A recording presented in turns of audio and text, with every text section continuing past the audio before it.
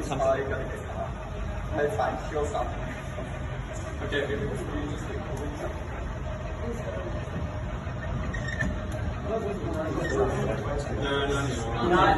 Alright, some good parts about this robot.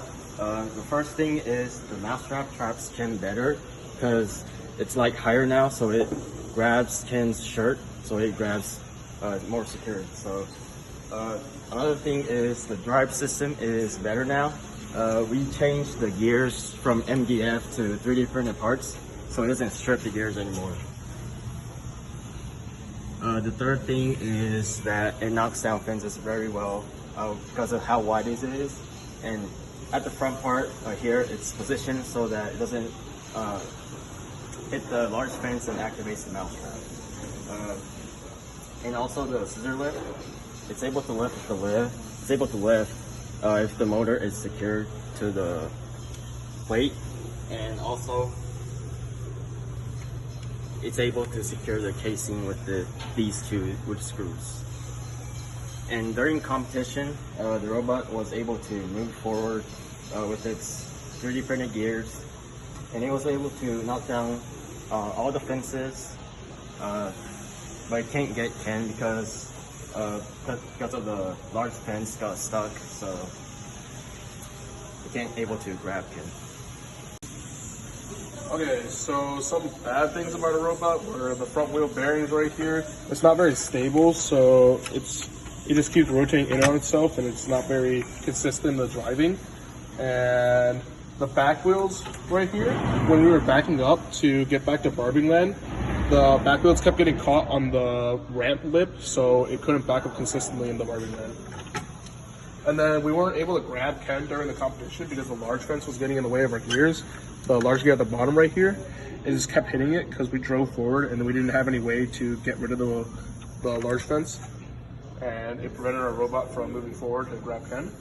And then our scissor lift also didn't work during the competition because during our testing, the motor couldn't provide enough power to lift the scissor lift. This wasn't very secure down onto this, and it kept rotating up and down.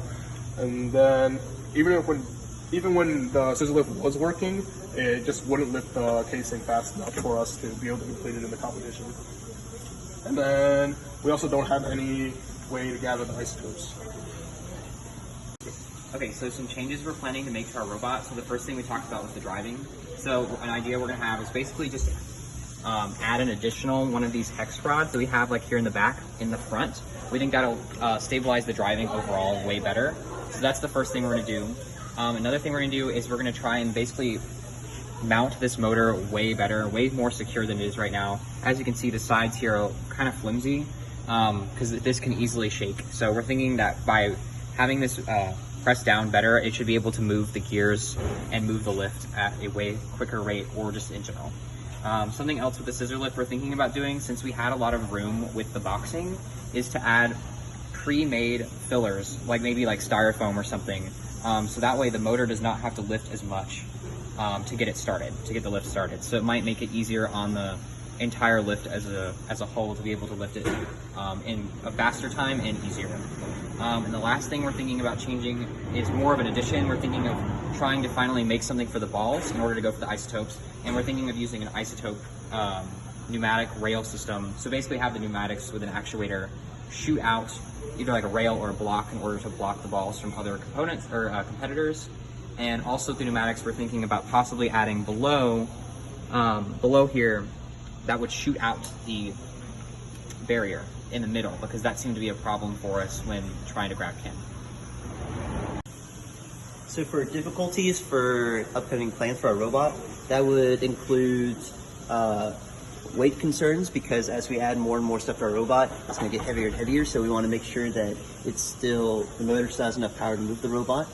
Another concern is the axle that we're adding to the front as well, that we want to make sure that that doesn't interfere with the fence or with Ken at all. And other concerns include spacing, because if we plan to add pneumatics, we want to make sure that we have enough space on the robot to fit whatever we design. Another thing is that we have not had that much experience with the pneumatics so far, and so that will require some testing and to optimize that so it'll work as expected. And also another difficulty that we foresee is when we make changes to our lift system.